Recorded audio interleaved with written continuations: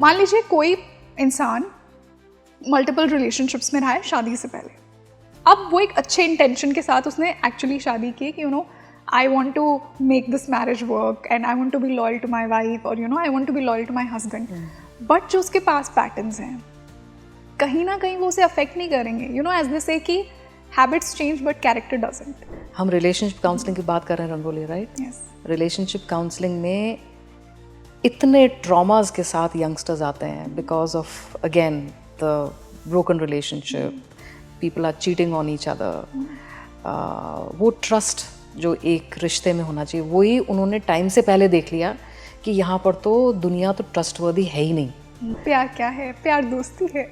Partnership के जो rules होते हैं ना जी, आप गूगल करके partnership in any company, corporate, your an organisation, you have a partnership, वो पार्टनरशिप के रूल्स आप गूगल में से निकाल लो। उसको जहाँ हम वो बोलते हैं ऑर्गेनाइजेशन, कंपनी, उसकी जगह पे लोगों के नाम लिख दो। शादी करने से पहले स्पेशली आज के टाइम में क्या आइडियल ट्रेट्स आपको आपके पार्टनर के अंदर देखने चाहिए? आप जैसे हो वैसे ही अपने पार्टनर को ढूंढो जैसा आप हो। So have a partner who is similar to you. तो देर आर चांसेस कि that person might want to leave their wife क्योंकि उन्होंने पुराने पार्टनर्स को भी छोड़ा है। तो इस पैटर्न को कैसे तोड़ा जाए और क्या एक्चुअली में ऐसे इंसान पे ट्रस्ट किया जा सकता है जो मल्टीपल रिलेशनशिप्स में रहा है और ये सोच के कि हाँ इसके साथ मेरा विवाह चलेगा?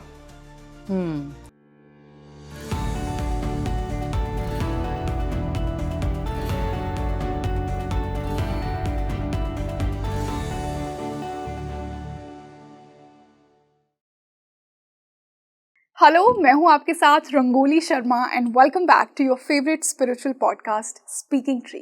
मैरिज, विवाह क्यों करना चाहिए? क्या परफेक्ट रेसिपी है मैरिज की? किस प्रकार का पार्टनर आप अपनी लाइफ में अट्रैक्ट करेंगे? कैसे मेक श्योर करें कि एक हेल्दी पार्टनर हो? क्या आपको विवाह में देखना चाहिए शादी करने से पहले? आज का पॉडकास्ट बहुत ही साइकोलॉजिकल पॉडकास्ट है क्योंकि मेरे साथ इंडिया की one of the best counselling psychologist जुड़ी हैं जो marriage relationship, marriage counselling, narcissistic personality disorder, इन सभी पर बहुत बात करती हैं। और आज का पॉडकास्ट आपके लिए डेफिनेटली मैरिज और रिलेशनशिप की मास्टर क्लास होने वाला है। तो अगर आप शादी करने वाले हैं, हो गई है बट उसमें प्रॉब्लम्स चल रही हैं, अगर आपके बच्चे कन्विंस नहीं हो रहे शादी के लिए, तो डेफिनेटली आज का पॉडकास्ट उन्हें तो कन्विंस ज़रूर करेगा, उन्हें मैरिज की ब्यूटी दिखाएगा। तो जुड़े रहिए मेरे साथ इस पॉडकास्ट के एंड तक क्योंकि एक साइकोलॉजिस्ट के पर्सपेक्टिव से मैरिज क्या है, कैसे एक मैरिज को चलाया जाए, कैसे डिवोर्स रेट्स कम हो सकते हैं, आज हमने ये सभी डिस्कस किया है। और अब मैं स्वागत करना चाहूँगी आज जो हमारे साथ गेस्ट जुड़ी हैं, पहली बार आपसे स्पीकिंग ट्री के माध्यम से मिल रही हैं, one of the best counselling psychologist in India, doctor Madhumati Singh. Ma'am, welcome to Speaking Tree. Pleasure is mine Rangoli. Our pleasure ma'am, and I am sure कि एक बहुत ही इंसाइटफुल डिस्कशन आज हमें मिलने वाला है। I am super excited. ये मेरा फर्स्ट पॉडकास्ट है आपके साथ और बहुत अच्छा लग रहा है कि आज आप आए और जो भी ऑफ द कैमरा डिस्कशन हुआ ऑलरेडी उसी से मैं बहुत एनलाइटेंड फील कर रही हूँ और ये भी फील कर रही हूँ कि खुद को काफ़ी हद तक समझ लिया है।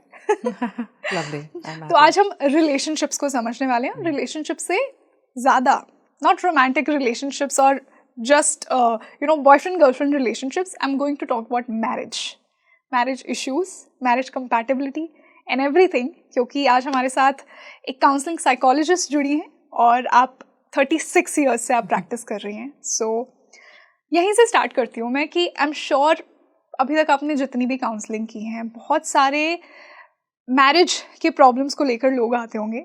आज के समय में 2025 में मोस्ट कॉमन मैरिज प्रॉब्लम्स क्या हैं जो कि लोग आपके पास लेकर आते हैं, ताकि मेरी ऑडियंस उन प्रॉब्लम से अवेयर हो? अच्छा क्वेश्चन है रंगोली। सबसे पहली चीज़ तो द टॉप मोस्ट प्रॉब्लम जो होती है यंगस्टर्स में, उनको लगता है कि अरे अचानक से उनको समझ में आता है कि अरे लेट हो गया है अचानक से। अब फिर आप देखते हैं कि लेट क्यों हो गया है, मतलब इनको अब क्यों जागे हैं कि शादी करनी है। क्योंकि नौकरी करने के बाद, नौकरी जो आप करियर एस्टैब्लिश कर लेते हो, करियर एस्टैब्लिश करने के बाद आप करियर ग्रोथ में बिजी हो जाते हो।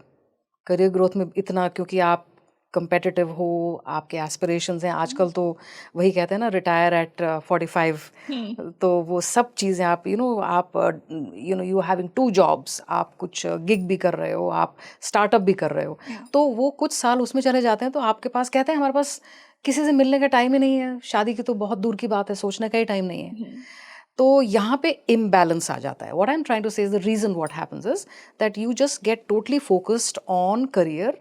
The thing is whatever you are doing can also go along while you get married. So late होना इज लेट होना। जो एनर्जी आपकी 20, 25, 22, 23, 24 साल की उम्र में जैसे आपकी होती है, वो 28, 30 साल की उम्र में नहीं होती। तो पहला तो हो गया delay in marriage is the first biggest problem. Second is the grass looks greener the other side. कि शायद ये तो ठीक है, इससे बेटर शायद कोई मिल जाए मुझे। तो जी इसका ये ठीक नहीं है, उसका मतलब micro detailing and finding that perfect partner which is also a bubble. And why is that happening is because of thanks to social media and this whole bubble that we all live. जो हम reels में देखते हैं वही real मान लेते हैं और वही हमारी आकांक्षा बन जाती है कि ये तो हमारी लाइफ में होना चाहिए। That's these are 2 main things that go wrong. Okay ma'am, I believe, और ये मैं मेरी एज के लोगों के पॉइंट ऑफ व्यू से ही बोल रही हूँ, जो 24-25 की बात है एज की, कि उस एज में लोग शादी क्यों नहीं करना चाहते। एक तो हाँ कि उनका खुद पर ध्यान है, एंड आई एम श्योर कि बहुत से व्यूअर्स एग्री करेंगे, उन्हें रिस्पॉन्सिबिलिटी नहीं लेनी। उन्हें लगता है कि अगर मैंने शादी की तो मेरे ऊपर इतना भार आएगा और मैं खुद पर वो एनर्जी फोकस नहीं कर पाऊंगा या कर पाऊंगी। ये भी एक बहुत बड़ा रीजन है। Absolutely, very good point. Absolutely, खुद पर फोकस नहीं कर पाएंगे। और शायद ये एक और चीज़ होती है कि उनका ना वो जो मेहनत मशक्क़त करते हैं 12वीं से लेके नौकरी तक की, अब उनको लगता है यार मौज करना तो हमने किया ही नहीं अभी तक। We have not had a ball of a time. Now is a time to catch up of things we have lost out on. So what they'll end up doing is that they वही जो dating आ जाती है। Ma'am क्या कहीं ना कहीं जैसे specially mother's बोलती हैं, और लड़कियों को लेके मदर्स बहुत कंसर्न होती है कि हैव किड्स टिल 30, क्योंकि वो आपकी बायोलॉजिकल क्लॉक के बारे में बोलते हैं। एक साइकोलॉजिस्ट के पॉइंट ऑफ व्यू से आप अग्री करते हैं कि बाय 30, आपने कहा कि 25-26 में आपकी एनर्जी बहुत ज़्यादा होती है to get into partnership. At the same time अगर आप 30 तक if you have kids that's good for you, but again मेरा वही पॉइंट, वहाँ भी लोगों को लगता है कि ज़्यादा रिस्पॉन्सिबिलिटी आएंगी, तो मैं वो जो मेरा विजन है खुद को लेकर वहाँ नहीं पहुँच पाऊँगा या पहुँच पाऊँगी। बिल्कुल, सो राइट, बिल्कुल करेक्ट। होता क्या है रंगोली कि ये जो डबल इनकम फैमिलीज, क्योंकि आजकल youngsters girl and boy both are working. अब ये लोग क्या होता है कि लड़की कहती है कि मैं क्यों बच्चा पैदा करूं, मुझे अपना करियर में मुझे स्टॉल करना पड़ेगा, मुझे मैटरनिटी लीव लेनी पड़ेगी, मुझे 2 साल इतनी मेहनत, मेरा ये शरीर और मेरा वो, व्हाई शुड आई, मुझे क्या कॉम्पनसेशन मिलेगा, मुझे किस टाइप का मुझे रिवॉर्ड मिलेगा। Now what happens here is, now if you are to ask me कि इसमें क्या गलत है, बिल्कुल गलत नहीं है। क्योंकि यहाँ पे एक चीज़ होती है जो हम कहते हैं maternal instinct and paternal instincts. ये एक बेसिक एक हार्मोनल चीज़ होती है। अब हम कहेंगे कि हार्मोनल पहले तो नहीं सुनते थे, हम तो कहते थे सभी माएँ बनती थी। Not true. पहले सोशल प्रेशर ज़्यादा थे। अब आपका चॉइस ज़्यादा इम्पॉर्टेंट है। So just the other day I had a case जिसमें कि वो लड़की मुझसे, यंग लड़की पूछती है कि बताइए मुझे बच्चा करना चाहिए या नहीं, देखिए ये प्रॉब्लम हो रही है शादी में, जो भी उनकी जो इश्यूज चल रहे थे। तो मैंने कहा आपके दिल से क्या आवाज़ आती है। पहले तो चुप हो गई। She thought I am going to tell her कि बच्चा होना चाहिए। तो मैंने कहा आप बताओ। तो वो मुझे कहती है कि दिल से तो आवाज़ आती है बच्चा नहीं चाहिए मुझे। मैंने कहा ये कितनी बार आती है आवाज़? कहती है वो तो शुरू से था मुझे, I don't want children. Then I said most probably आपकी मैटरनल इंस्टिंक्ट जो हार्मोन से डिटर्मिन होती है वो शायद थोड़ी लो हो। She says could be, because शुरू से मुझे था कि ना मुझे ज़्यादा बच्चों से ज़्यादा प्यार भी नहीं है, मुझे एनिमल्स भी ज़्यादा पसंद नहीं है। So what I am saying Rangoli is believe there are cases, अब चॉइसेस हैं आपके पास, that you want to have children or you don't want to have children. So as simple as that. So that used to be different earlier. Earlier there was a lot of social pressure. And ma'am, at the same time I believe कि girls are dependent on themselves. वो किसी और पे dependent नहीं है, तो they have that choice कि my choice. हाँ, बिल्कुल बहुत इम्पोर्टेंट है, बहुत Yeah. एम्पावरिंग है, Yes. बिल्कुल इम्पोर्टेंट है। Hmm. यहाँ पर जो आप कह रहे हो कि एम्पावरमेंट लड़कियों में आ गए, लेकिन लड़के थोड़ा सा अभी भी उस हिसाब से एम्पावर नहीं हुए हैं। Hmm. वो इसलिए नहीं हुए हैं कि शायद ग्रोइंग अप ईयर्स के बाद, मतलब उनका ग्रोइंग अप भी वैसा ही है जैसे था। Hmm. राजा बाबू रहते हैं 11वीं तक, और फिर अचानक उनकी लाइफ ऐसी बदलती है कि भाई सारा प्रेशर नौकरी का, पैसा कमाने का, घर चलाने का, तुमको लड़की कौन देगा, वो सारा प्रेशर्स। तो वो लड़के जो हैं, द जेंडर डिफरेंस वो अभी भी उतना ही है, may be a marginal difference. And the reason is parents ने कोई होमवर्क नहीं किया है लड़कों को घर में बिठाने का। मतलब टीनेजर होता है जब घर में कोई गेस्ट आता है, तो गेस्ट आता है तो लड़की को ही भाई जरा ले आना, जरा चाय दे दो अंकल को, मौसी जो भी आई हैं। और जो टीनेजर लड़का होता है, भाई तुम बाहर जाओ, तुम अपने दोस्तों के पास जाओ, मैं जा रहा हूँ, गो। लड़के घर में ही नहीं रहते, और वो घर में ना रहना सही माना जाता है। यहीं पर तो प्रॉब्लम है। यहाँ पे क्या होता है, वो लड़का ना तो सीखता है कि दूसरे लोग, फैमिली, ना उनकी बॉन्डिंग बनती है, because when you observe then you learn. For example, I still to date, आज भी मुझे यंगस्टर, जब हम लोग कॉलेज काउंसलिंग, स्कूल काउंसलिंग करते हैं, जब हम ऑल बॉयज स्कूल में, तो लड़कों का ये पॉइंट है कि हम लड़कियों को नहीं समझ पाते। We don't know what goes on in the head. हाँ, we don't know what goes on in the head. They are so different, they are so different. जैसे जाकिर खान का मैंने कुछ रील्स देखी हैं, उन्होंने कितने सुंदर तरीके से उसका व्याख्या की है, डिस्क्राइब किया है कि the gender difference is there even now, and I think the responsibilities of parents. बच्चे को क्यों बोलते हो आप, तो बिठाओ घर में। आपके घर में गेस्ट आए, गेस्ट के साथ बैठे। अच्छा, ऑकवर्ड तो हर टीनेजर होता है, लड़की भी होती है, लड़का भी होता है। लड़की को बोलते तो तुम कमरे में जाओ चाय सर्व करके, और लड़के को बोलते तुम बाहर जाओ। लड़के को भी बिठाएं, क्यों? क्योंकि वो जो अंकल आंटी मौसी आए हैं, उनकी बातचीत से बच्चे सुनते हैं और समझते हैं। फॉर एग्जाम्पल, अगर कोई एक एमएलए आपके घर में आया है, तो ये ज़रूर है कि हाँ एमएलए हैं वो अंकल। अरे वो एमएलए बने कैसे? आप कुछ मालूम है कहाँ तक पढ़े वो? So let the youngsters be there. Definitely I think जो पेरेंटिंग है जिस तरह पहले थी वैसी ही अभी भी है, in the context of understanding boys and girls. Agreed. So बिल्कुल हम चेंज हुआ है। पेरेंटिंग पे बात करेंगे, बट उससे पहले आपने एक बात की मल्टीपल पार्टनर्स की। देखिए, एक बहुत कॉमन ट्रेंड जो मैंने ऑब्जर्व किया है कि लोग रिस्पॉन्सिबिलिटी नहीं लेना चाहते तो वो लेट शादी करते हैं, around 30s। Boys eight 32 realise कि अरे मुझे एक वाइफ चाहिए लॉयल और केयरिंग। लड़कियों को 27-28 पे रियलाइज होता है कि अब मुझे एक पति चाहिए। और उससे पहले, in all these years when they are making the careers, they get into multiple relationships. अब उन मल्टीपल रिलेशनशिप्स का स्पिरिचुअली तो एक कर्मा है ही, that is a different thing.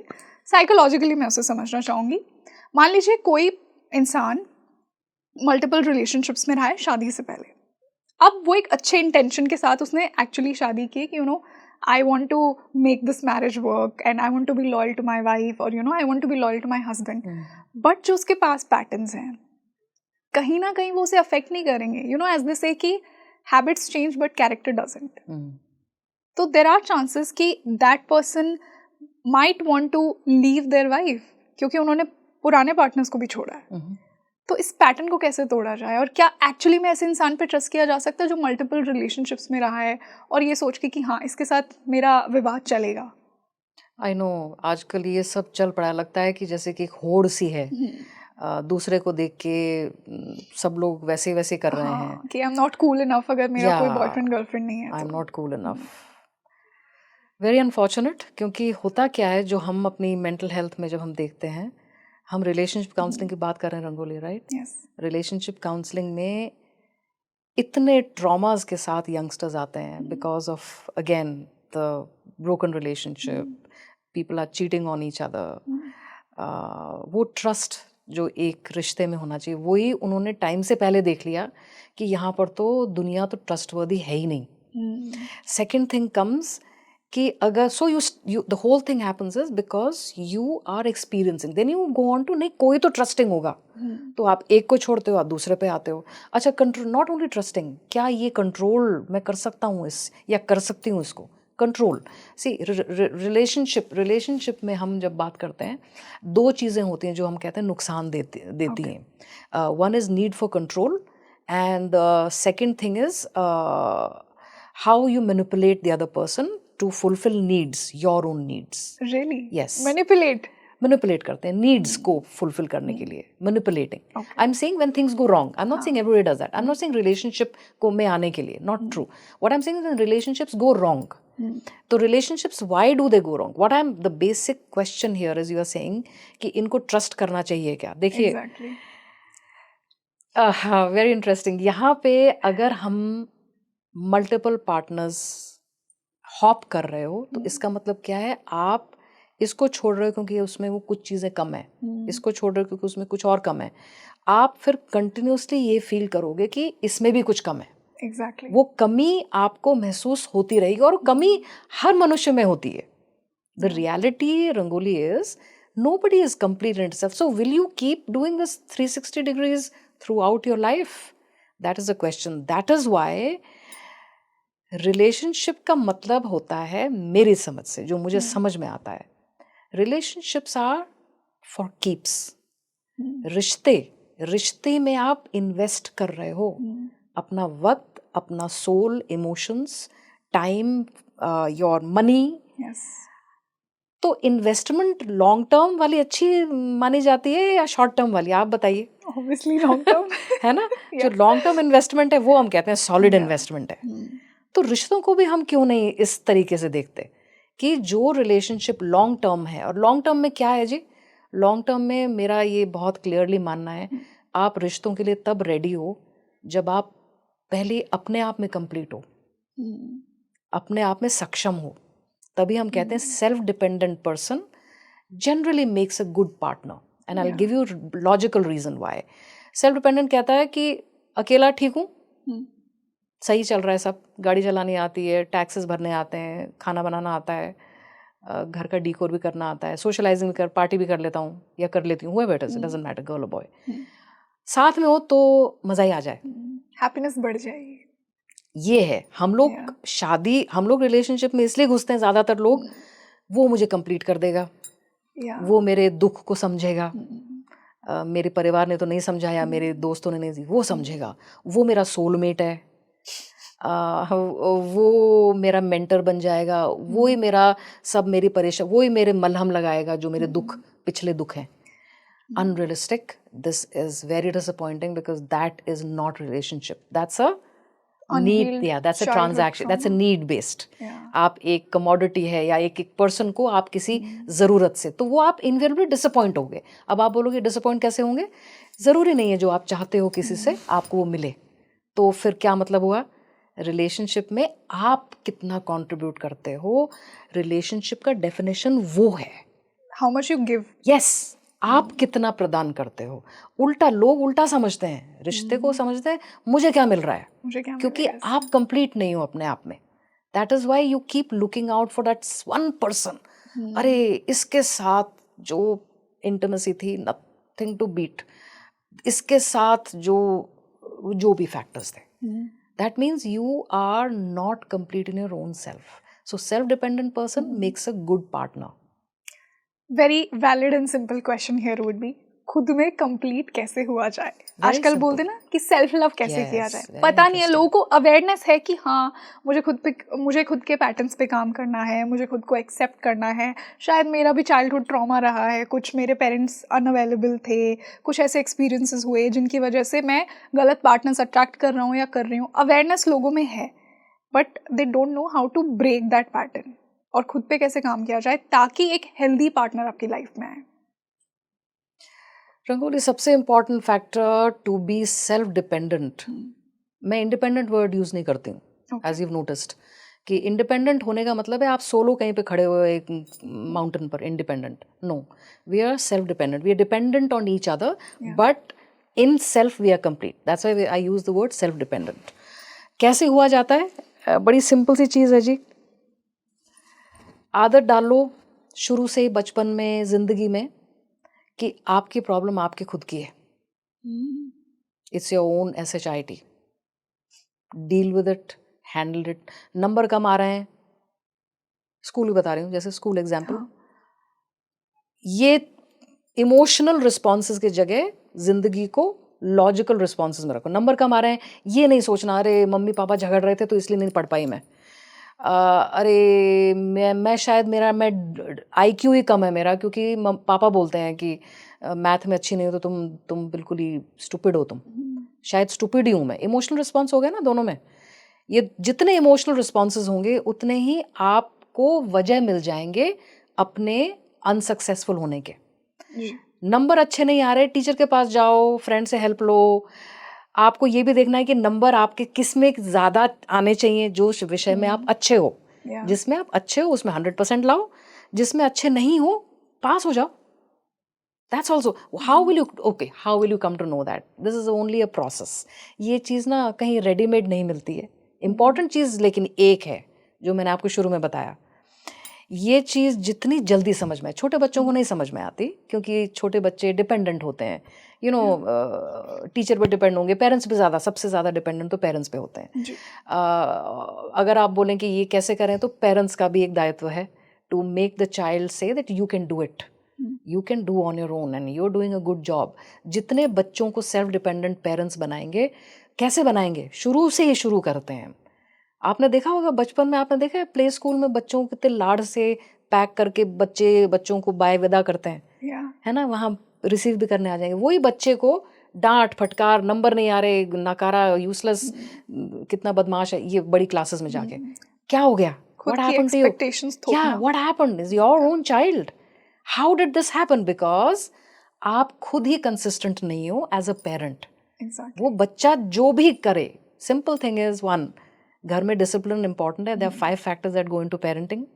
ये 5 फैक्टर्स अगर आप ध्यान में रखेंगे, छठा फैक्टर भी बताऊंगी, उसको हम लोग 6th सेंस बोलते हैं, लेकिन 6th सेंस 5 बता देती हूँ।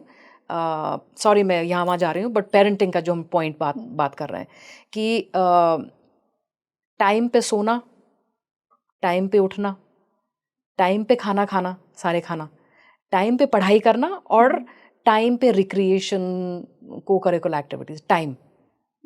If you are a disciplined family, that teaches, that is one thing to make it self-dependent. Now you say, is that all? No, not really. Second thing comes, make the child do things himself, herself from the beginning.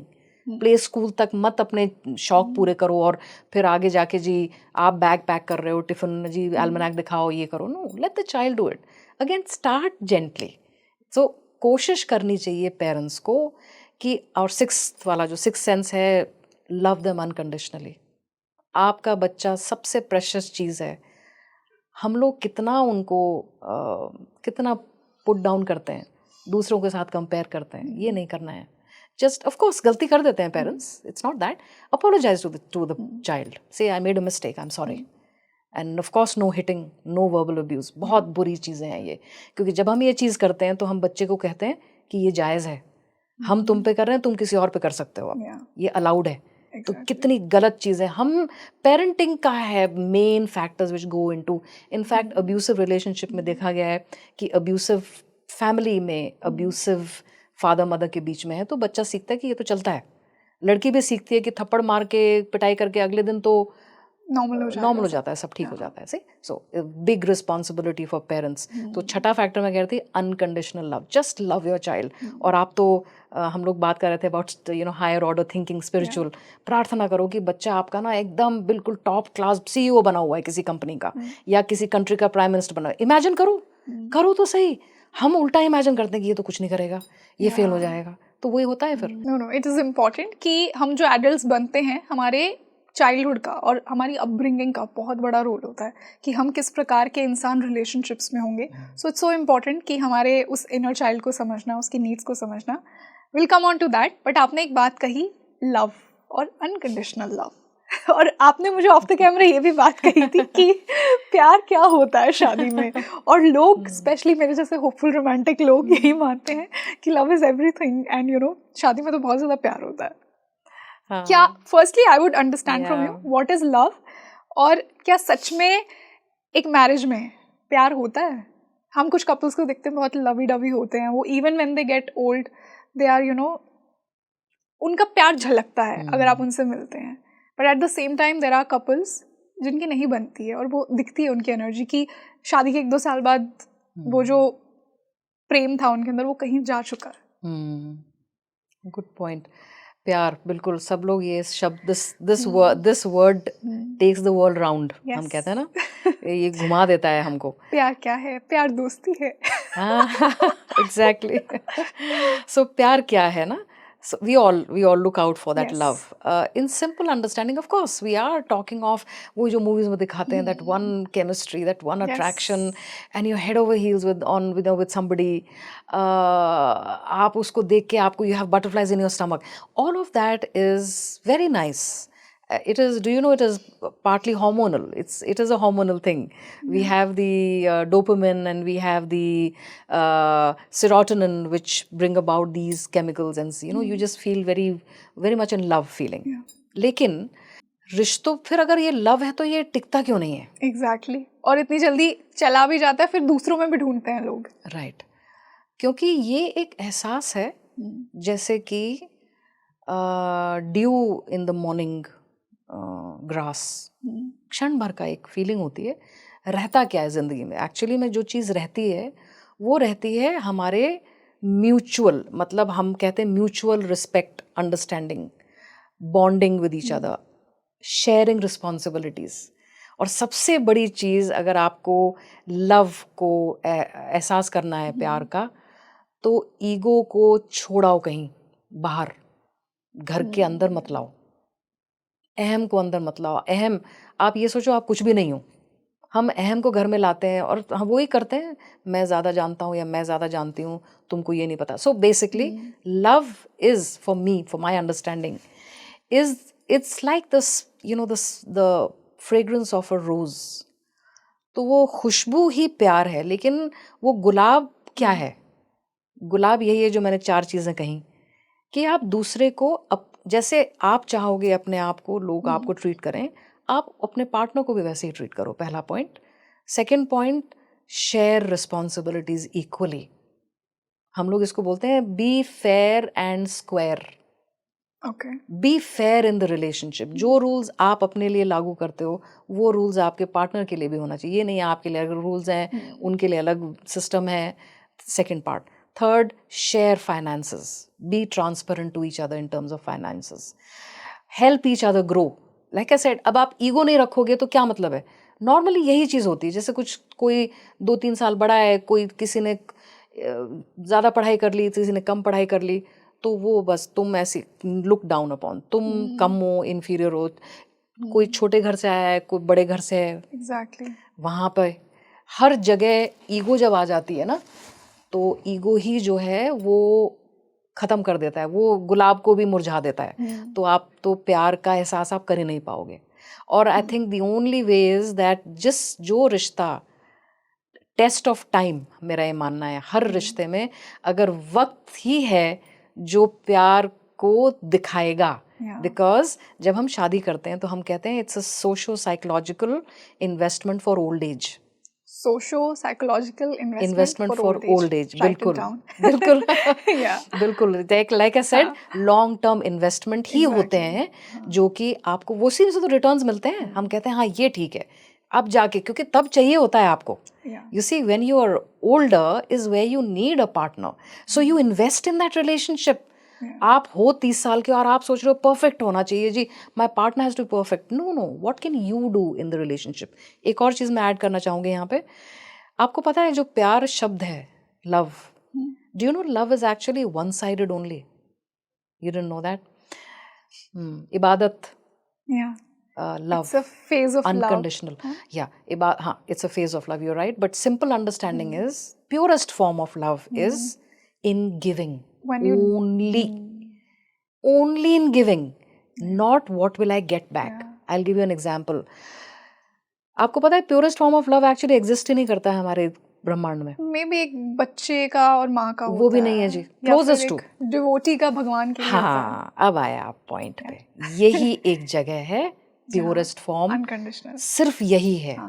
ये एक तरफा होता है. Marriage में तो transaction होता है कि मेरे Exactly. आपसे एक्सपेक्टेशंस है, आप ये Exactly. कीजिए. That's why I said fair and square. Transaction has to be fair and square. Yeah. Simple. मैं आज ऑडियंस को और आपको और सबको एक चीज बोलूंगी, सिंपल सी. पार्टनरशिप के जो रूल्स होते हैं ना जी, आप गूगल करके partnership in any company, corporate, your an organisation, you have a partnership. वो पार्टनरशिप के रूल्स आप गूगल में से निकाल लो.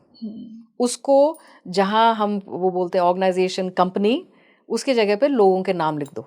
रूल्स वही हैं, same. And let me tell you what they are in simple understanding. Partnership में क्या होता है? पहली चीज, जो अच्छी पार्टनरशिप होगी कि इक्वल इन्वेस्टमेंट रखेंगे उसमें. यस और नो? सिंपल ना, कॉमन सेंस वाली चीजें. इक्वल इन्वेस्टमेंट मतलब दोनों उतने ही इन्वेस्टेड हैं. ये नहीं है कि एक आधे मन से है, दूसरा पूरा तल्लीन से, भाई going out of that way to help. Equal investment, that means they are putting in equal resources. पहला पॉइंट. Second, equal shares. जो आपका आउटकम निकलेगा बिजनेस का, आप इक्वली शेयर करोगे. Then we are looking at, you need to have mutual trust. आप partner कैसे बनाओगे? जब तक आपको ट्रस्ट होगा तभी करोगे आप, तभी ये कंपनी चलेगी. राइट? म्यूचुअल ट्रस्ट होना बड़ा जरूरी है. And the other part is, आप कैसे चीजें शेयर करोगे. जो चीज आपका यूएसपी है, आप वो देखो. सपोज आप एडमिन में अच्छे हो, मैं सपोज फाइनेंसेस में अच्छे हो, तो मैं अपना देखूंगी. जिस चीज में आप अच्छे हो, उस चीज को आप प्रेजेंट करो. That is, so partnership is what relationships are all about. And इसी में ही जो फ्लेवर ऑफ लव आता है, that is the fragrance of the rose. Definitely ma'am. और इसी से एक बहुत ही वैलिड क्वेश्चन मेरा यहाँ पे आया कि मैरिज, आपने जैसा कहा, एक psychological, social psychological long term investment है. शादी करने से पहले, स्पेशली आज के टाइम में, क्या आइडियल ट्रेट्स आपको आपके पार्टनर के अंदर देखने चाहिए? मान लीजिए हमने खुद पे काम कर लिया, we are self dependent as you said, तो मैरिज में वो आइडियल रिलेशनशिप में क्या क्या ट्रेट्स होने चाहिए? कुछ सिंपल रूल्स ऑफ मैरिज मैं आपसे जानना चाहूँगी. एब्सोल्युटली रंगोली. सबसे बड़ी अच्छी चीज़, मुझे मन के सुन के बड़ा अच्छा लगा कि अरे self dependent, that means you are ready to make, this is one complete person and this makes 11. That is what marriage is all about and not any less. Now comes the, कि क्या चीज़ें जाती हैं इसमें. आप जैसे हो वैसे ही अपने पार्टनर को ढूंढो जैसा आप हो. So have a partner who is similar to you. Very contrary. Then why do they say opposites attract? You know I would say that. Yes, I know. आपके एक्सप्रेशन से पता चल गया था, अरे ये क्या बोल रहे हो आप, कि opposite. yes. So opposites attract. ये सिर्फ मिथ है. It's a misnomer. ये एक्साइटमेंट देता है शुरू में. एक्साइटिंग लगता है शुरू में. इट एड्स टू दैट जिंग. वो सोडा में जो फिज होता है ना, Exactly. सोडा फिज की तरह है, और फिर वो फ्लैट पे बड़ी जल्दी होता है. I'll give you examples. Introvert, extrovert, very simple, easy to understand.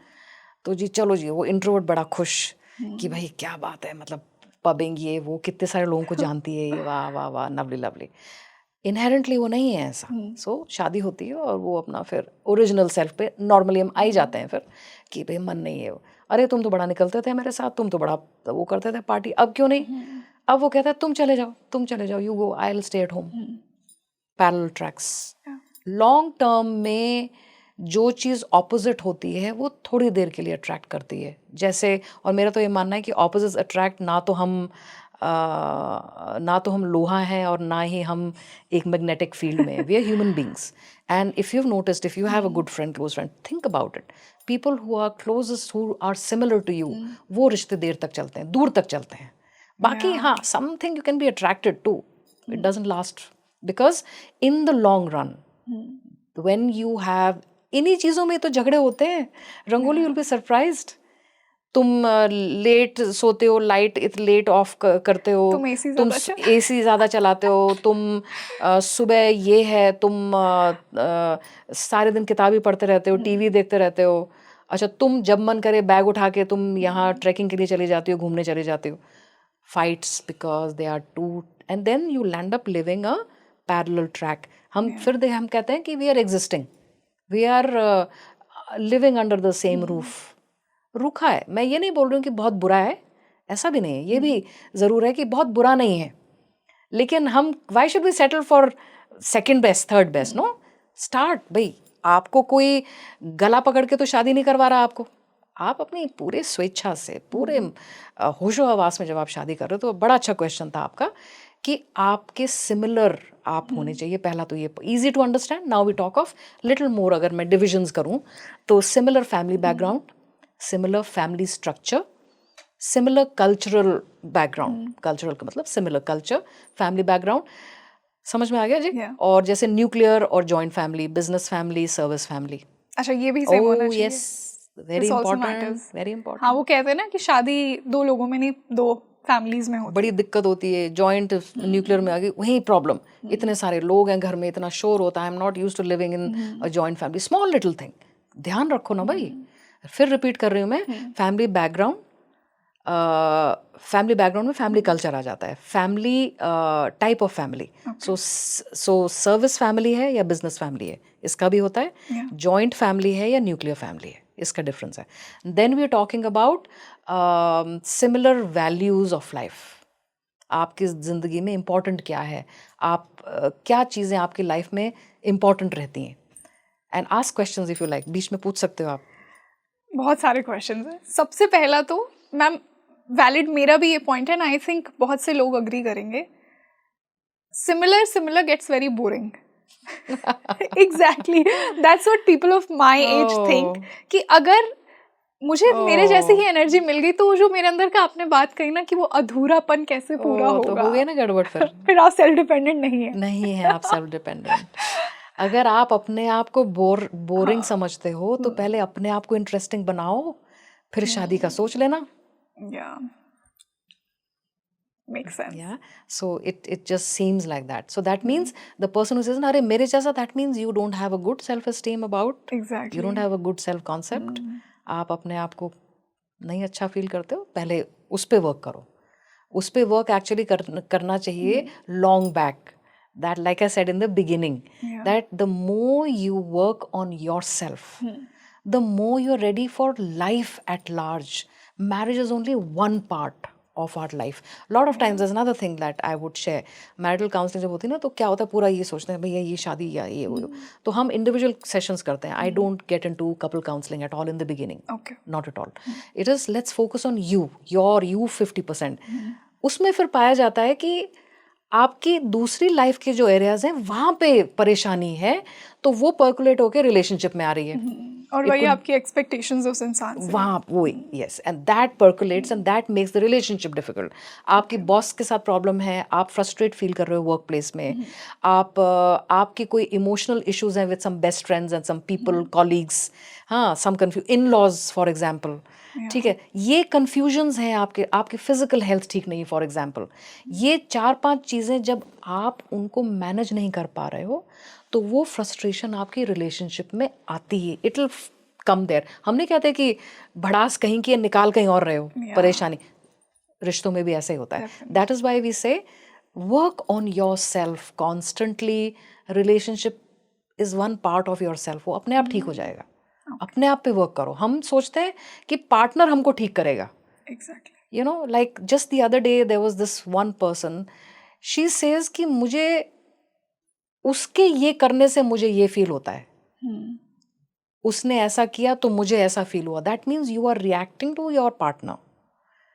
उसके दैट मीन्स उस पर्सन के पास आपका रिमोट कंट्रोल दिया हुआ है आपने उसको। But I think ma'am affect होना तो सही है, क्योंकि यू समवेयर फील ना that person belongs to you, तो हम उनके पॉजिटिव और नेगेटिव बिहेवियर से तो अफेक्ट होंगे, या फिर तो हम कहीं ना कहीं बिल्कुल ही डिटैच नहीं हो गए कि हम अफेक्ट ही नहीं हो रहे उनके किसी बिहेवियर से। फिर तो it's like any bond, I don't care what you do.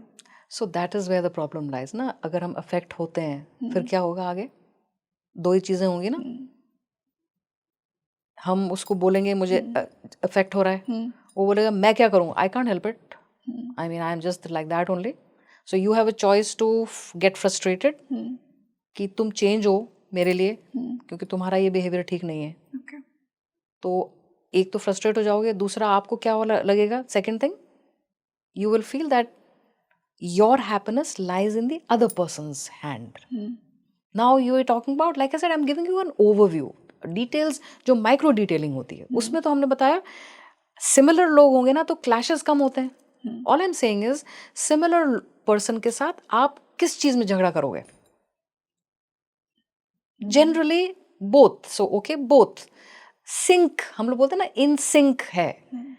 आज एक फिर हम कहते हैं हाँ ऐसा है कि एक दूसरे को पहले से पता हो जाता है हमें कि आज हमारा एग्जैक्ट तेरे को भी हाँ यू अच्छा me too same thing because we are similar. That similar thing is what I would request a lot of youngsters to focus on. Value system we were talking about, the values of life. आपके लिए जिंदगी में सिद्धांतिक तरीके से important क्या है? What do you hold as important? Is it money, social recognition? Is it community life? Is it doing something for your family? आपकी values क्या हैं life में?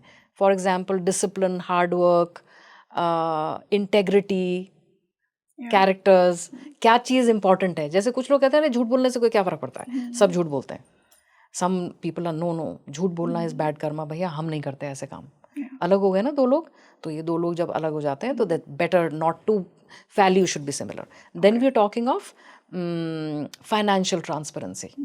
दो लोगों में जितनी ट्रांसपेरेंसी होगी, फाइनेंशियल ट्रांसपेरेंसी, उतना ही आप दोनों में ट्रस्ट होगा. अपनी चीज़ों को छुपाए ना, अपनी फाइनेंशियल ट्रांसपेरेंसी ज़रूर रखें. Then we are talking of family responsibilities. आपकी पारिवारिक जिम्मेदारी क्या है, आप अपने पार्टनर से शेयर कीजिए, और वो पार्टनर आपकी जिम्मेदारी क्या शोल्डर करेगा. This applies to the girl and boy both. It's not just the boys prerogative कि वो बोले जी मेरी तो जी छोटी बहन की शादी करानी है, मुझे गांव में घर बड़ा बनवाना है. वो ठीक है, बोलो, आप अपनी बात बोलो, लेकिन अपने पार्टनर से भी पूछो, बताओ तुम्हारी आकांक्षाएं क्या हैं. या पार्टनर बोले, ज़रूरी नहीं है कि वो लड़की शुड नॉट वेट कि जी इसने मुझसे पूछा ही नहीं. अरे बोलो अपनी बात. सो बोथ पार्टनर्स की आपकी पारिवारिक जिम्मेदारियाँ क्या हैं, that you would like your partner to shoulder. बहुत केसेस में ऐसे देखा गया है कि अपनी बात नहीं बताते हैं तो वहाँ बाद में जाके क्लैशेस होते हैं कि तुमने ये नहीं बताया, तुमने वो नहीं बताया, मैं तो नहीं करूँगी, तुम ये पैसे अपनी सैलरी में से मदर को क्यों देते हो आप. No, this is our family thing. Then we talking of the last and most important one is sharing updated medical report with each other. Really? Yes. That is important? Very important. Okay. और इस चीज को लोग बहुत neglect कर देते हैं कि प्यार है तो सब सही होगा. वो एग्जैक्टली वही चीज़ है. प्यार has to be first practical. It has to be something which is functional. प्यार इसी चीज़ में होता है. सपोज अगर आप क्या सोचते हो, प्यार क्या अलग से कुछ चीज़ निकल के आती है? Not at all. It is somebody you've just sat down, and because you've known you're similar to each other, your partner just gets up and gets you that cup of tea that you were just thinking, अरे उठ के बनाती हूँ मैं, आपको सर्व कर दिया. अरे similar, nothing much has happened, no, just that cup of chai. But like I said, when two people are similar, they get to understand, there is more similarities is what I'm saying. So the last part is very important. बहुत सारे cases में देखा गया है कि इनके male fertility factor, female thalassemia for example, अगर diagnose नहीं होता है तो it's dangerous thing. You should not, you know the all that medical factors. ज़रूरी है जी updated medical report. Ma'am, now that we understood the perfect ingredients for happy marriage, अब मैं कुछ टर्म्स पे आना चाहूँगी. Me being a psychology lover, मैं बहुत पर्सनैलिटी ट्रेट्स के बारे में पढ़ती हूँ, और आई एम श्योर कि बहुत से मेरे व्यूअर्स भी उन पर्सनैलिटी ट्रेट्स से अवेयर होंगे. डेफिनेटली नाम सुना होगा नार्सिसिस्ट, एम्पैथ्स. आजकल लोग रिलेशनशिप्स में बहुत इजीली ये टर्म्स थ्रो करते हैं कि मेरा पार्टनर तो नार्सिसिस्ट था, मैं बहुत एम्पैथ थी, मैं बहुत गिविंग थी, या ये अदर वे राउंड भी हो सकता है. बट यूजुअली मेल्स को नार्सिसिस्ट ऑब्जर्व किया जाता है और लड़कियां सोचती हैं आई एम एम्पैथ. और ऐसा होता है यूजुअली एक एम्पैथ एक नार्सिसिस्ट को अट्रैक्ट कर रहा है. बट आपने मुझे ऑफ द कैमरा कहा कि हम सब में कहीं ना कहीं एक एम्पैथ भी है, एक नार्सिसिस्ट भी है, जस्ट दैट डिग्रीज अलग है. इसे मैं समझना चाहूँगी, और कैसे ये जो कनेक्शन है एक एम्पैथ और नार्सिसिस्ट का, ये कहीं ना कहीं कारण बनता है डिवोर्सेस का, कि लोग बोर हो जाते हैं शादियों में, फिर उन्हें दूसरे पार्टनर्स पसंद आने लग जाते हैं. यस, बिल्कुल बिल्कुल, बहुत अच्छे से you described it beautifully well. एक सिंपल सा तरीका आप लोगों को एक्सप्लेन करूंगी मैं, which is very easy to understand. जब भी जैसे आपने भी बताया, we talked about it also. हम narcissism is basically a coping mechanism. Okay, coping mechanism. जैसे अगर हम सेल्फ प्रिजर्विंग नहीं होंगे तो दुनिया हमारे सर के ऊपर पैर रख के चले जाएगी. बिल्कुल ठीक है जी. तो self preserving, self love in some degree is very important. Self, अपना हमारे खुद की अपनी नीड्स, हमारी चीज़ें जो हमको, तो narcissism is a coping mechanism. इसका मतलब क्या है, हम सब में narcissism as a coping mechanism सब में है। ओके, अब when does it become a disorder? When it becomes a disorder जब आपका जो नार्सिसिज्म है, self love, it becomes at the cost of somebody else. मतलब सेल्फिश हो जाता है। एक तो होता है सेल्फ प्रिजर्विंग, बहुत फर्क है।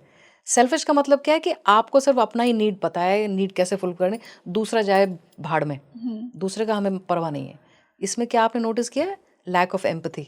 या दूसरे का पॉइंट ऑफ व्यू नहीं समझ में आता, नहीं समझ में आता। That is what we say is getting to a disorder.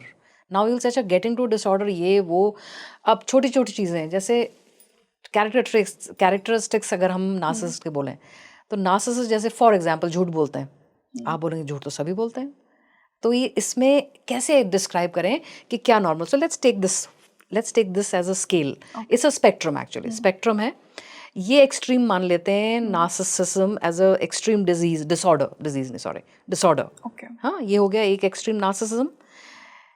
इस एक्सट्रीम को हम लोग बोलते हैं एम्पैथ एक्सट्रीम। ठीक है, समझने के लिए, जस्ट टू अंडरस्टैंड। बीच में हम कहते हैं बैलेंस आ गया, बीच में आ गया, ये जो जगह है बीच में।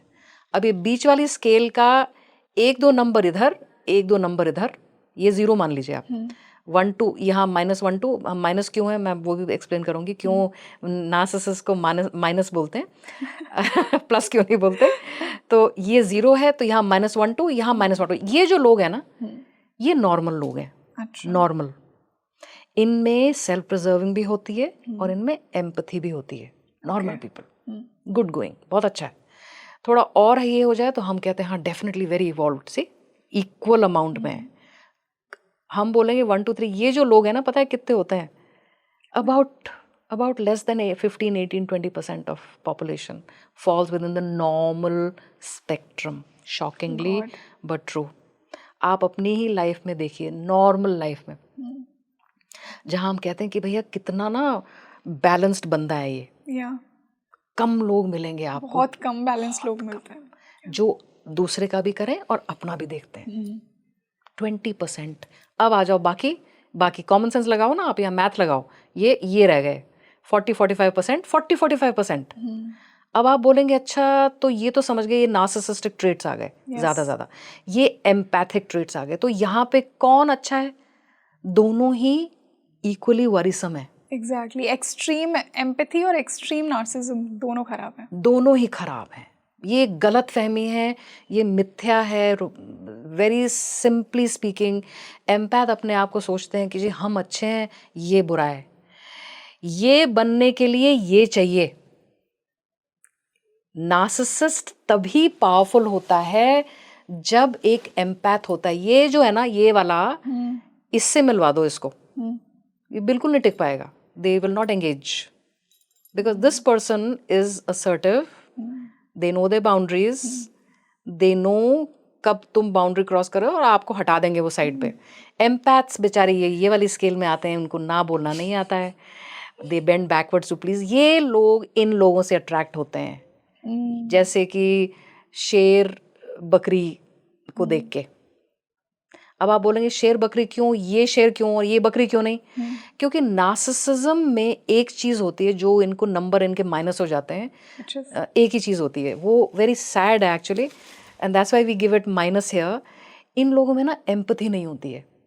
एम्पैथी का मतलब है दूसरे का दुख महसूस करना दिल से। They can't do it. Now you will से can't do it, they can't do it. Now you will से is it true? Like lot of clients of mine ask me कि नहीं बड़ा शुरू में तो सारी caring loving, that is part of the manipulation. Love bombing बोलते हैं उसको।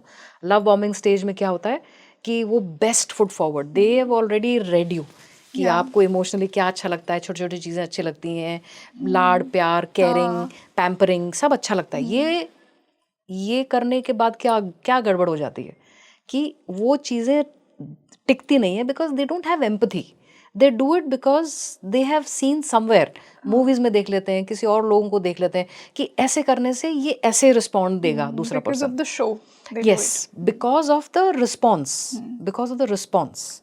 So it doesn't come Naturally. from the heart. And the reason is because the prefrontal cortex in the brain, which is the house of emotions, a narcissist का जो grey matter है वो पतला होता है compared to the empaths. They are just incapable. इसीलिए इन लोगों को ना प्यार नहीं समझ में आता, नहीं समझ में आता. और ये पता है, ये बड़ा कोशिश करते हैं. It is not that they don't try. Movies देखेंगे, दूसरे एक दूसरे को, they watch, they observe a lot. Narcissist, they learn looking at other people. It doesn't come naturally to them. कि फॉर एग्जाम्पल हमको पता है, हम जो जिसको बहुत क्लोज होते हैं कि दिल से क्या करने को, दे विल से मैंने ये किया, अच्छा मैं ऐसे कर लेता हूँ, केक ले आता हूँ मैं, क्योंकि बर्थडेज पे केक देते हैं. That's all. So then this one says तुम्हें क्रिएटिविटी नहीं है यार, तुम्हारे पास कोई आइडियाज नहीं है, तुमको पता है मुझे क्या पसंद है, तुमको मालूम भी है कि मेरे बचपन की क्या यादें थी, इनको कोई आइडिया नहीं है, उनको बताया गया है. But their empathy, their sense of feelings is much lower. That is why they get minus. Because love is, emotions is what makes us human beings, na? Yeah, truly. नहीं तो फिर हम में और फिर वो और species में क्या फ़र्क है? That is the reason why we give it a minus. So what I say is, ये जो empath है ना, ये extreme वाला, इसको यहाँ ये वाले scale में आओ भाई, इधर आओ. इसको क्या नेगेटिव बनाता है? इसको पीछे यहाँ लाओ, narcissistic trait सीखो. और ये अनफॉर्चुनेटली ही और she cannot come here because empathy नहीं सीख सकते ये लोग. Where an empath can learn, बड़ी मुश्किल लगती है उनको, बहुत दिक्कत होती है. बाउंड्री सेट करने को बोलो एम्पैथ को, नो बोलने को बोलो, अरे यार मैं नो कैसे बोलूँ, उसको बुरा लगेगा. कोई बात नहीं, उसने ना चीटिंग की है, पकड़ा गया, बता तो दिया ना उसने कि उसने चीटिंग की थी, बता तो दिया, एक और चांस दे देते हैं, क्या फर्क पड़ता है यार. So what, yeah, it happens, no? Yeah. It happens in life. At least he's accepted his mistake. At least he's accepted his mistake, ना, कोई बात नहीं, क्या हो गया उसमें, मैं इतना प्यार करती हूँ. So ये इन लोगों का ना प्यार उमड़ उमड़ के आता है, इनको प्यार देना, उसी में ये खुश हो जाते हैं. Been there, done that. उसी में ही इतने ये ना खून बढ़ता रहता है इनका, प्यार देने में ही. और ये वाले भाई, come on, give it to me. So then these people start drying up emotionally, spiritually after some time. Yeah. That I'm just giving and I'm not getting anything back, in the sense my soul, not so much as material. ये लोग करते हैं, मैंने किया था ना तुम्हारे लिए, मैं तुम्हारे बर्थडे के लिए केक लाया था ना, मैंने तुम्हारे दोस्तों को बुलाया था, वो गिनाएंगे आपको. So this one says ये तो दिल वाली चीजें होती हैं, गिनने की क्या जरूरत है. So you understand, this person operates too much from the heart. This person operates too much from the head. They don't have the heart part of it. And ma'am, I believe बहुत अच्छे manipulators होते हैं, क्योंकि इनको आपको दर्द देके मरहम लगाना भी आता है. हाँ, definitely. Yes. They give you pain and then they make you feel उसी दर्द पे वो आपको दवा भी लगा रहे हैं. फिर आप ही कंफ्यूज हो जाएंगे कि does he love me or does he not? Trauma bonding बोलते हैं इसको. Yes, that's trauma bonding is where you give trauma to a person and then you also know how to heal that person. Then the trauma is again back. Then again heal. Yeah, trauma bonding. That is what it is. So ये narcissism के तो बहुत सारे characteristics होते हैं, लेकिन मेरा सिर्फ एक ही अपील है. बहुत सारी चीज़ें narcissism के हम लोग बात कर सकते हैं, लेकिन एक ही पॉइंट है कि अपने आप को पहले सेल्फ प्रिजर्विंग बनाओ.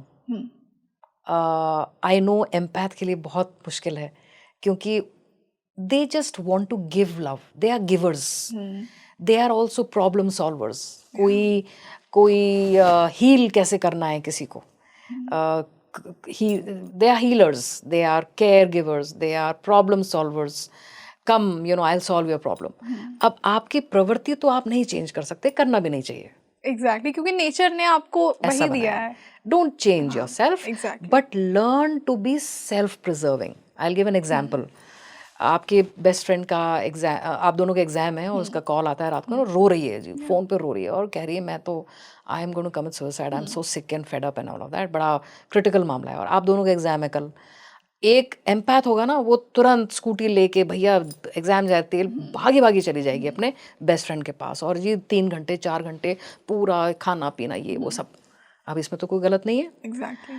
यहाँ पे आने के लिए क्या करेगी, जो यहाँ वाली होगी ना, वो करेगी अच्छा just calm down, okay just tell me what happened. So she is now looking at the time also in her head.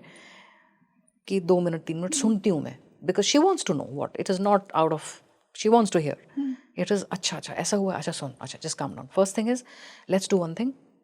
कितने चैप्टर्स रह गए तेरे अभी? एक रह गया, आधा रह गया, 2 रह गए. जो ईजी वाला इसको कर ले पहले, मैं अपना ख़त्म करती हूँ. अभी क्या टाइम हुआ देखना, भी टाइम बता. She will say it is 9 o'clock at night. I will reach your place at 10:30. तब तक आपने क्या बोला है उसको? तब तक आपने ये बोला है कि तू पहले काम कर ले, पढ़ाई, हम लोग का कल एग्जाम है, and I will come, but I won't come right now. तुरंत नहीं आने वाली मैं भागी भागी. Okay. And you not saying it in words in this way, you just saying it in the correct way, क्योंकि एग्जाम तो उसका भी है. अब वो क्या है कि वो रोती रहे या एग्जाम पे, और वो तुम आ रही हो, तुम 10:30 बजे आ रही हो, that means what, you are being practical and also being empathetic. जो आपका कोर नेचर जो आपको बीच दिया में, गया है. हाँ, जो कोर नेचर है. सो थोड़ा ये लोग ये सीख सकते हैं, ये लोग ये नहीं सीख सकते. That is the worst part, that they can not, a narcissist as a disorder can not bring empathy, they can not do it. नहीं आएगा उनको. एक बहुत इंपॉर्टेंट क्वेश्चन, चाहे नार्सिसिस्ट में कितने ही नेगेटिव ट्रेट्स हों जो हमने बात की, I have seen narcissist super successful, super charming, and everybody just tends to love them. Why?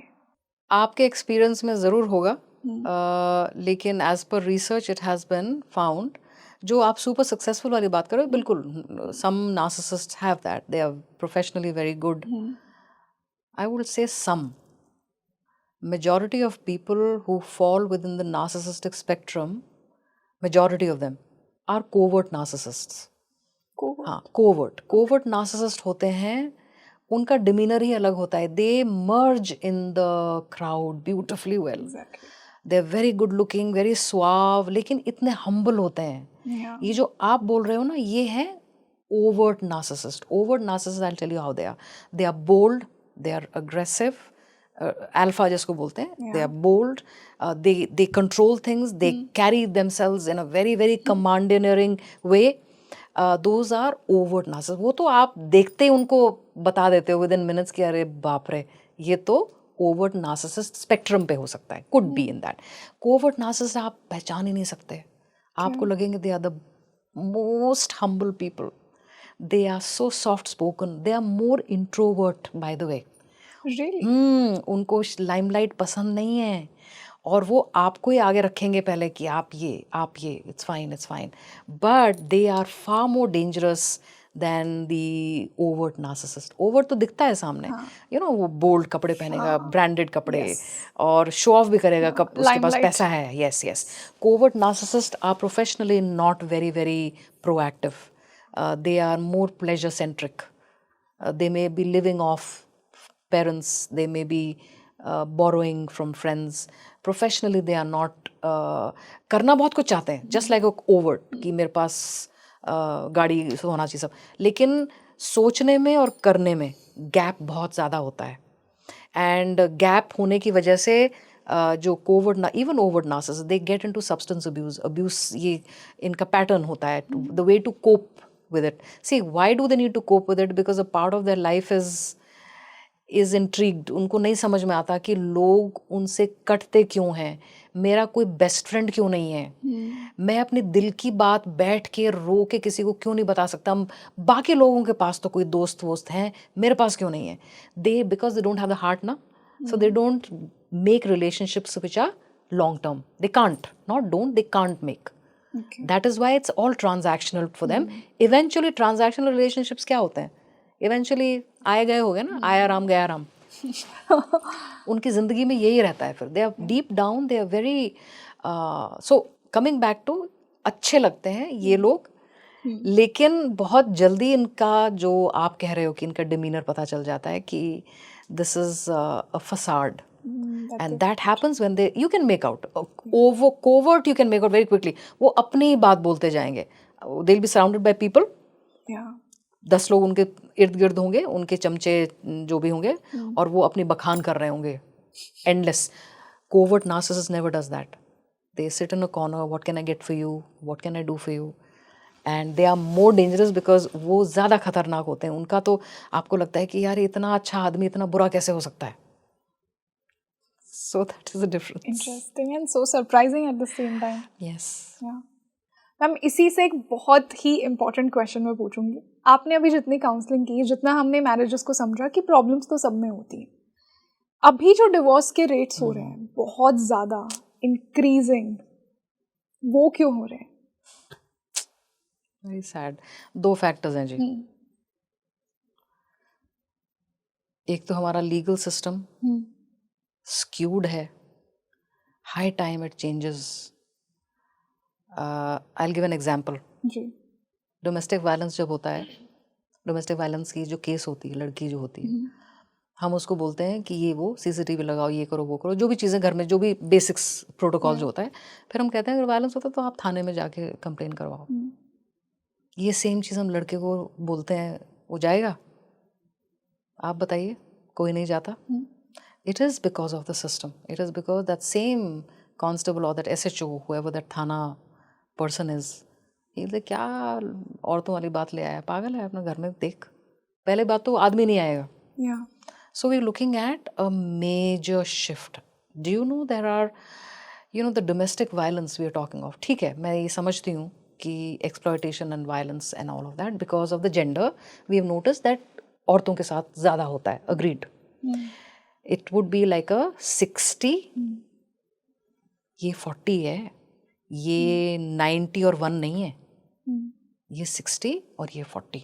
ये 40 का क्या होगा? पहला तो ये पॉइंट है जी. Something drastic has to be done in terms of the legal part of it. It's all skewed in favor of the girls. Simple सी एक दूसरी चीज़, जब डिवोर्स होता है तो it is the woman who has the rights to keep the child. ठीक है जी. सो child visitation के भी लड़के और मदर्स को, no matter what the mother is, no matter what it is, how it is, not okay. ठीक है जी. एक तो हो गया लीगल. दूसरी जो बहुत बहुत बड़ा फैक्टर है, क्योंकि इस लीगल में ही सब कुछ फंसा हुआ है. You get greedy, you get second, जो सबसे बड़ा खतरनाक चीज़ है जिससे शादियाँ डिवोर्स की तरफ जाती हैं, इज फैमिली इन्वॉल्वमेंट. परिवारों का, दोनों परिवारों का घुस के वो घमासान करना. 2 परिवार नहीं इन्वॉल्व होने चाहिए फ्रॉम द बिगिनिंग. प्रॉब्लम इतने से शुरू होती है. इतने शुरू में फ़ोन कर दिया, मम्मी आप पता है वो सास ने ना ऐसे, अच्छा तुम ऐसे करो, तुम ऐसे करो, अरे तुम्हें ऐसे नहीं करना चाहिए, अरे ऐसे कैसे, अच्छा मैं बात करूँगी. हाँ ये मम्मी ने जब फ़ोन उठाया तो मम्मी को बोलना चाहिए, बेटा part of life, what happened, don't worry, you'll figure it out, you'll figure it out. Here सुन लो. मैं ये नहीं बोल रही हूँ कि मम्मियाँ नहीं सुने जो बेटी बोल रही है. Now when should the parent come in? Exactly. When सब कुछ ट्राई कर लिया आपने, counselling, talking to mentors. Another thing I will talk about, never talk about your marital issues with friends. Really? और लोग सबसे पहले वहीं जाते हैं. बिल्कुल नहीं जाना चाहिए. तू बता दे. बस वहीं गड़बड़ है. फ्रेंड्स और फैमिली मत जाओ इनिशियल स्टेजेस में, क्योंकि ये छोटी छोटी चीज़ें आप दोनों ही मिलकर ठीक कर सकते हो. बाकी जगह तमाशा है, बाकी जगह इमोशनल रिस्पॉन्सेज मिलेंगे आपको, और सबकी बायसेस स्टोरीज भी मिलेंगे. अलग होती हैं. हर फ्रेंड की स्टोरी, जैसा आपने कहा, बायसेस होते हैं. बिल्कुल. अपने आप करो, take therapy, go to a mentor, go to a spiritual guru. I am talking about that. Go there, no problem. Family और फ्रेंड्स के साथ मत तमाशा करो, बनाओ अपनी पर्सनल लाइफ का. Now comes the second part. छोटी छोटी चीज़ें अगर हम लोग सोच लें कि हम ही देखेंगे तो हम करेंगे ना कोशिश. फ़ोन नहीं घुमाएंगे ना कि मम्मी ऐसे हो गया, मम्मी उन्होंने मुझे ऐसे बोल दिया. हम क्या करेंगे कि हमारी प्रॉब्लम है. That's why I said you first need to be an individual. You need to be a mature person saying it's my life, I will handle it well. Just the other day there is a case where this guy is getting married और उनकी mother window हैं. तो वो कहती हैं कि मैं तो शादी जो है गाजे बाजे के साथ सारा कुछ करवाऊंगी. इन दोनों का प्लान था जी कोर्ट मैरिज करने का. अब उस लड़के में हिम्मत ही नहीं हो रही है कि अपनी मम्मी को बताएं कि जी. तो what I am saying is it's your life, your marriage. You only going to get married once. That's another thing. You don't, if you think marriage नहीं चलेगी तो निकल आएंगे, तो मत शादी करो. ये निकलने वाला प्रोग्राम नहीं है. I feel some people are not meant for marriage. Some people are not meant for marriage. Agreed. Absolutely. We do talk of, there is a gene what we call as a spinster gene. Okay. हाँ, genetics में होता है, हम कहते हैं bachelor and स्पेंस्टर gene, आपके परिवार में एक जेनेटिक्स में होता है कि आपका it carries through and you are not the marriage material at all. So coming back to the second thing is that family members को नहीं तभी इन्वॉल्व करना चाहिए जब सब कुछ आपने ट्राई कर लिया है और वो प्रॉब्लम बढ़ती जा रही है. लेट्स से छोटी से जब बढ़ती जाए और आपने डिसाइड कर लिया है कि डिवोर्स करना है. When you have decided that we will not be able to live together, after trying, then family is called so that separation becomes easy. Only because of that, not to repair, not to sort it out. मैंने इतना families में देखा है, इतनी गड़बड़ होते हुए छोटी चीज़ों से शुरू होता है. Something like, I'll give you a simple example. Consummate नहीं हुई शादी, कॉन्सूमेट नहीं हुई, मम्मी ने उसको बता दिया, वो बखान परिवार में हो गया, ये गे है, ये ऐसा है वैसा है. भाई तुम दोनों ने पहले एक्सप्लोर किया क्या? यूरोलॉजिस्ट के पास गए आप, डॉक्टर के पास गए, सेक्सोलॉजिस्ट के पास गए, इन्वेस्टिगेशन किया, नहीं किया? तो अगर आपको मम्मी को शिकायत करनी थी तो that means you not yet grown up.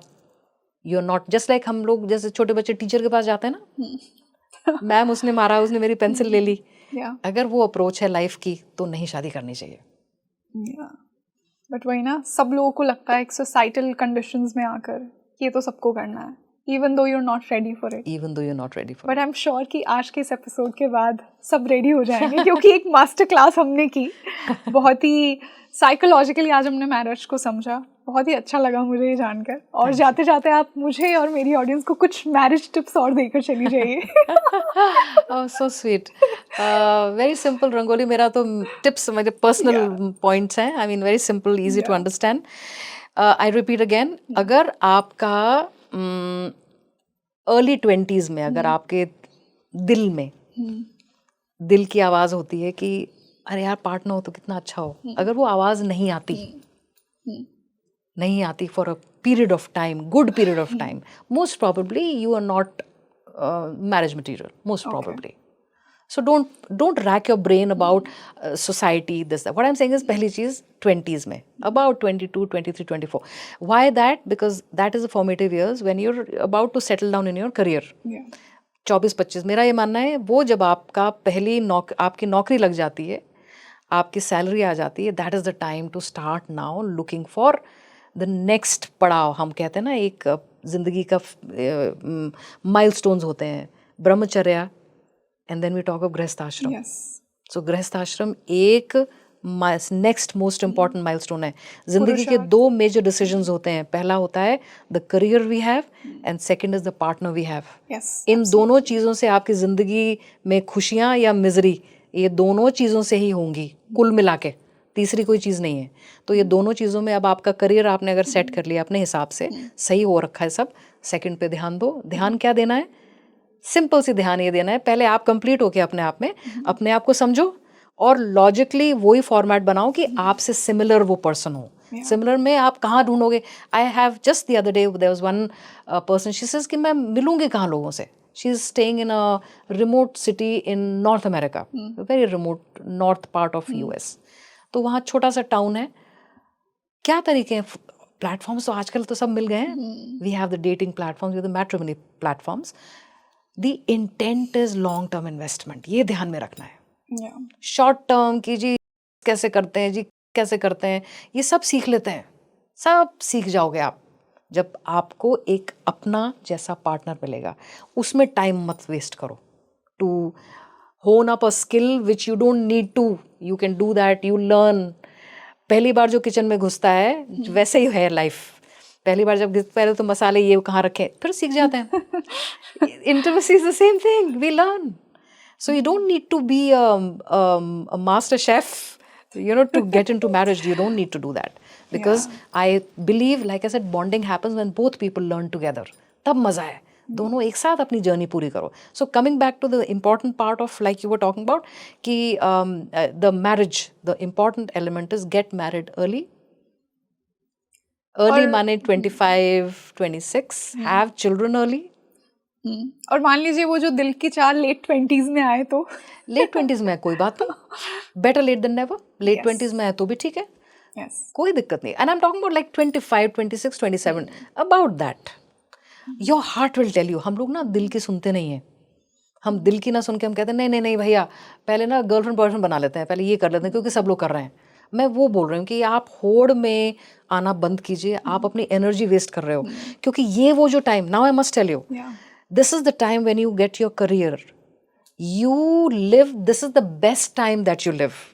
That means this is the only time, by the way, you can grow as an individual with any hobbies. You want to learn something, you want to make more money, take up another job. यही time है, क्योंकि एक बार आपकी शादी हो गई तो आपकी गृहस्थी और आपका करियर दोनों साथ साथ चलेगा. सो इस टाइम में ये जो आपका बैचलर लाइफ है 4-5, where you are professionally fine, इसमें आप अपना वक्त बर्बाद करोगे या उसका सदुपयोग करोगे, ये आप पे है. बर्बाद तो मत करो, फिर मैं तो यही बोलूंगी. Beautiful. I'm convinced to get married as soon as possible. So sweet. My mom would love this episode. So sweet. I think everybody's mom is going to love this Amazing. episode. Yeah, I believe in Yes, marriages. yes. Everybody should get married. So do I, and I think marriages are made in heaven. Yes, Yes. they are. Yes. And आज हमने बहुत ही beautifully उस process को समझा कि क्यों आपको एक शादी में आना चाहिए, कि आप रेडी हैं, अगर आप रेडी नहीं हैं तो मत आइए, सोसाइटल कंडीशंस में मत फंसिए, खुद पे काम कीजिए, सेल्फ डिपेंडेंट बनिए, क्योंकि half or half 1 नहीं, 1 और 1 11 बनाता है. Awesome. What a lovely way. Beautiful, beautiful. Thank you Beautiful so much, summing up. ma'am. I So loved loved it. this interaction with you. I'm happy too. I really enjoyed Rangoli being with you, and lovely interaction we've had. Thank you so much. My pleasure. तो आप मुझे comment section में बताइए आपको आज का ये podcast कैसा लगा. जैसे मैंने आपको इंट्रोडक्शन में ही कहा था कि मैरिज की मास्टर क्लास आज का ये एपिसोड होगा, जो आपको और कहीं नहीं मिलेगा. बहुत ही साइकोलॉजिकल तरीके से हमने मैरिज को समझा, क्यों आपको शादी करनी चाहिए, कब आप रेडी होते हैं, किस प्रकार का पार्टनर आपको अट्रैक्ट करना चाहिए, कैसे करना चाहिए, अगर आप शादी के लिए रेडी नहीं है तो क्या करना चाहिए. पूरा का पूरा एपिसोड आज यही था. तो इस पॉडकास्ट को ज़्यादा से ज़्यादा शेयर कीजिए उन लोगों के साथ जो शादी में जाने वाले हैं. हो गई है, अगर प्रॉब्लम्स है तो भी कीजिए, क्योंकि आपको बहुत से सोल्यूशन मिलेंगे. अपने पेरेंट्स को भी कीजिए और मुझे कमेंट सेक्शन में बताइए आपको आज का ये पॉडकास्ट कैसा लगा. हम मिलते हैं जल्द ही एक और बेहतरीन पॉडकास्ट के साथ. पहली बार आपको मैम के साथ ही इंटरेक्शन कैसा लगा, आने वाले एपिसोड्स में आप कौन से टॉपिक्स पर मैम से बात करना चाहते हैं, वो भी मुझे कमेंट सेक्शन में ज़रूर सजेस्ट कीजिए. मैं हूँ आपके साथ रंगोली शर्मा. नमस्ते.